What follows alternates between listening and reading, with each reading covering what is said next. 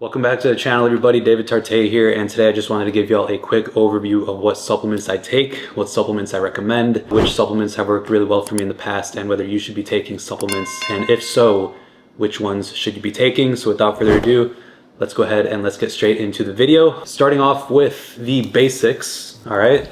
No supplement stack is complete without a good protein powder. Okay, so these are two protein powders that I've been taking consistently. There's really no fundamental difference between these two, but of course, I always tell people, you shouldn't rely on protein powder to be hitting your daily protein goals. You want to make sure that most of your protein is coming from whole foods. That being said, I think protein powder is a really good tool.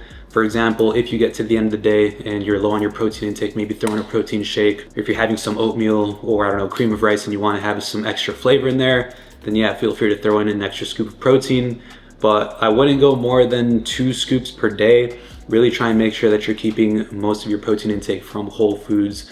This is just a supplement, it's just a tool. If you're already getting 1 gram per pound of body weight from whole foods, then protein powder is honestly optional at that point. But I do like having some good protein powders on hand, and I do find myself using these pretty consistently on a daily basis. Okay, next up, we got creatine. Of course, creatine is one of the most scientifically studied supplements. One thing to keep in mind about creatine is that there is a small subset of the population that are non-responders to creatine, meaning that creatine supplementation will not really cause any differences in the way they perform or the way they feel. The only way to really find out if that's you or not is to try it for yourself. For me, I take 10 grams of creatine per day. As you can see, I have 2 different supplements right here. Okay, I have creatine HMB. This is creatine that's been combined with hydroxymethylbutyrate, which is basically a different form of the amino acid leucine. And these 2 compounds absorb really well together. And this is just a overall very high quality creatine supplement that I've been taking for about 3 years now. This other one right here is creatine combined with glutamine and beta-alanine. And this one I actually take post-workout. The glutamine is gonna help really kickstart that recovery process. So I'll take 5 grams of creatine from here pre-workout, 5 grams of creatine here post-workout. One thing that a lot of people don't really think about is that you want to have your creatine with a meal, ideally a meal that's higher in carbohydrate. Those carbs are gonna spike your insulin levels. That insulin is gonna help drive that glucose and those nutrients, including the creatine, into the muscle where it belongs. And in case you didn't know, creatine will just increase intracellular water retention, not subcutaneous water retention, all right? So you will gain about an extra 3 to 5 pounds of water weights, which is held in the muscle. And this just helps fuel overall performance, adenosine triphosphate or ATP in the muscle. So maybe instead of 2 reps on the bench press, you're gonna get 3 reps on the bench press. Nothing crazy, but it is one of my favorite supplements for just overall energy levels in the gym, overall strength levels in the gym, cognitive benefits, and yeah, just would highly recommend taking creatine. Okay, next supplement here, we have a pre-workout. Now, pre-workout is one of those where I can't really say that it's quote unquote healthy or necessary. The reason that I take pre-workout is because I like the way that it makes me feel. Okay, I like going into the gym. I like having that beta-alanine, those tingles in my system. When it comes to pre-workout, there's just so many garbage pre-workouts out there that have like 20, 30 ingredients, and then you take it and all of a sudden you're on the toilet like 5 minutes later. That's why I like this one specifically. This one is 7 ingredients, all scientifically studied ingredients. And so I know that everything in here is actually serving a purpose and it's not overloaded with a bunch of additives. I'll usually do a cup of coffee or maybe like a half scoop or a 3/4 scoop of pre-workout. You shouldn't be relying on pre-workout because you sleep 5 hours a day or because you're not eating right. I think pre-workout is a really good tool.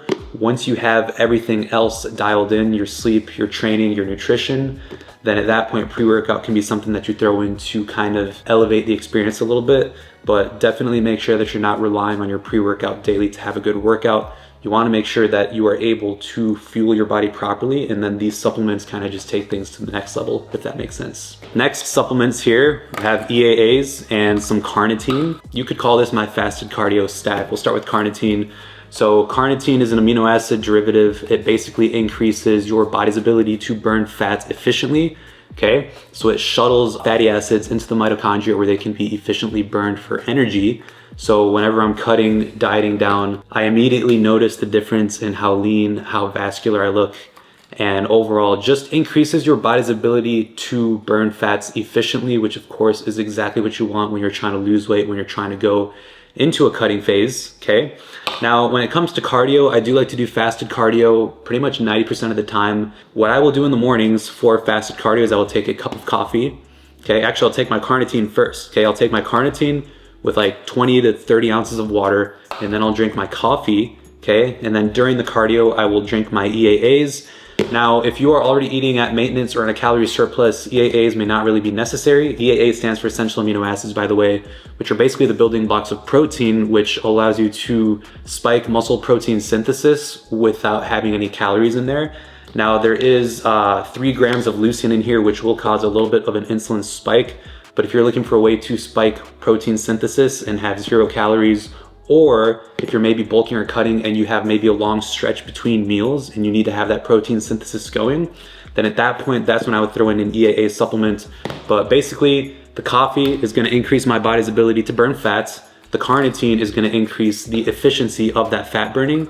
And then the EAAs are gonna spike muscle protein synthesis to make sure that when I'm on that treadmill, I'm burning fat and not muscle, okay? So that's where these two come into play. Again, EAAs not necessary, carnitine not necessary, but for me, you know, dialing in everything, sleep, training, nutrition, these are just things to kind of take things to the next level once you have everything else dialed in. Okay, so next up, these are, I guess, what you could call vitamins and minerals. Okay, we'll start with fish oil. Most people just don't get enough fish, okay? And the really interesting thing about fish oil supplements is you wanna make sure that you are not getting the cheap stuff, okay? I think I saw a statistic one time that was like 60 to 80% of all the fish oil that you buy off the shelf is already rancid. And obviously you do not want to be putting rancid oil into your body. So always make sure to find a brand that is third-party tested, a brand that is very transparent with where they are sourcing their fish. When it's fresh and when it's clean, it can do wonders for your body in terms of inflammation, joint health, cognitive function, heart health, cardiovascular health. Pretty much one of those supplements that covers so many bases. And yeah, this is the Nordic Naturals 2X fish oil. I take 2 of these per day, okay? 1 in the morning with my breakfast, 1 at night before bed. Next, zinc. This one is gonna be very important for testosterone levels. Now you do wanna make sure that whenever you take a zinc supplement, you're taking copper alongside with it. So for 50 milligrams of zinc, maybe 1 to 2 milligrams of copper. Long-term zinc supplementation has been shown to lead to copper deficiency over time. So my zinc and my copper levels are something that I'm measuring maybe once or twice a year. And so the zinc has definitely increased my testosterone levels pretty significantly.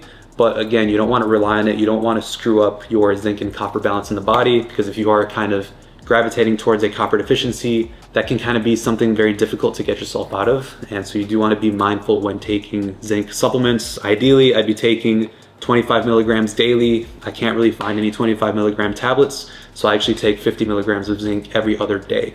Next up, magnesium. Again, just like fish oil, this is one of those supplements that I think everybody should be taking.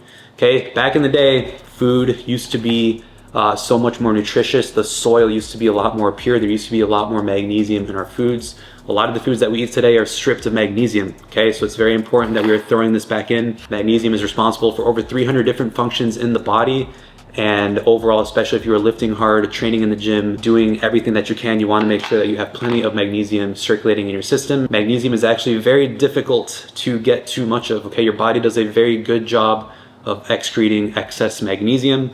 Now, admittedly, this magnesium specific brand, the Vitamin Shop, is not the best, okay? There are a lot of fillers in here. I've been taking this one for a while and I am kind of in the process of gravitating towards different magnesium supplements, okay? I've gone through taking magnesium glycinate, which is really good for sleep, anxiety, and relaxation. You also have magnesium citrate, which is good for digestion. You've got magnesium malate, magnesium taurate, magnesium L-threonate, and all of these different forms do something differently in the body. So just find a form that you tolerate really, really well. For most people, that's gonna be magnesium glycinate. I can't really recommend this one right here, so I would urge you guys to go find whatever magnesium works best for you. Ideally 200 to 400 milligrams supplemental daily should be plenty if you are training hard and eating clean. Up next, CoQ10. This is one that I've been taking for about 5 years now. General heart health, mitochondrial health. I take a pretty low dose, 200 milligrams. So again, not necessary, but it's been in my stack for about 5 years. And then lastly, vitamin D3 and K2. Okay, a lot of times people will only buy vitamin D. All right, you wanna make sure that you're getting your vitamin D with K2. The K2 is gonna make sure that extra calcium that your body is absorbing is actually going to the places that it needs to be and not being clogged up in the arteries. Most supplements for vitamin D will come in 5,000 IUs. Again, you can take 10, 15, 20,000 IUs daily pretty safely. A lot of people don't know that roughly 50% of the global population has a vitamin D deficiency. Vitamin D, very, very important. You do get vitamin D naturally from the sun. Again, I've gotten my levels tested. I'm not deficient. I'm kind of in the mid to upper range. So I actually take 2,000 IUs from this supplement right here, Nordic Naturals. Nordic Naturals is the same brand as my fish oil, okay? So very transparent brand. I love that on the back. They're just very transparent with the expiration date, the lot number, where they source their ingredients. So if you're looking for a high quality vitamin D3 and K2 supplement, this is gonna be the way to go. Again, most people are gonna take 5,000 IUs, 10,000 IUs. For me personally, I take 2,000 IUs because I'm not deficient. Okay, up next we have carbohydrate powders. Okay, these are something that I actually did not even start taking until the last 2 months, but they've made a tremendous difference. Okay, so right here we have cyclic dextrin, otherwise known as cluster dextrin. And right here we have Vitargo. Now these are both very similar. You'll notice that they both say pre, intra, and post. Okay, cyclic dextrin has a very low osmolarity. Okay, so it's gonna pass through the gut extremely quickly and it's gonna give you a very sustained release of energy during a workout. Now, I don't wanna rely on this every single workout. As I said, this is a supplement that can help me take my workout to the next level. So I will actually save this for my leg days. A lot of times my leg days are running, 90 minutes to 2 hours, and I do need that sustained energy to help me push through all the way to the end of the workout. Okay, so cyclic dextrin is best used as an intra workout, maybe a longer back day or a longer chest day. Could be really, really good as well. But I'll usually do 1 scoop of this, which is 25 grams of fast-acting carbohydrate. Okay, right here, we have Vitargo, which has an even lower osmolarity than cyclic dextrin. Now, Vitargo is actually gonna cause a rapid insulin spike. For me, the best use of Vitargo is actually post-workout. When you spike that glucose and spike that insulin, you are going to kickstart the recovery process. Okay, and so Vitargo is gonna be a very fast-acting carbohydrate. By the time you take this, okay, it's already gonna be in the bloodstream within a matter of 10 minutes.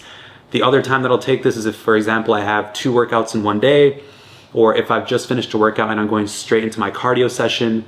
That's gonna be the moment when I'm gonna do this, and I usually do 2 scoops, which is 70 grams of carbohydrates, and you definitely feel this, guys. This is a very, very powerful carbohydrate powder. You definitely feel it, and you definitely get sustained energy going straight to the muscle. Like you can literally, at least for me, I feel it in my bloodstream. I feel it everywhere. It feels like just extra energy. So again, I don't rely on these every single workout or every single day, but I will throw these in strategically. Carbohydrate replenishment is extremely important, especially when combined with protein. And this is something that I wish I would have prioritized a lot more, especially in my first 1 to 3 years of lifting. Okay, so definitely not necessary by any means, but very, very, very useful if you are training hard consistently week after week, month after month. Okay, and lastly, okay, we have these little shooters right here. So these are just basically Stim-Free pre-workouts. Stim-Free basically just means no caffeine. The only time that I would prefer a Stim-Free pre-workout would be if I've already had enough coffee during the day, because I am drinking about 2 to 3 cups of coffee every single day.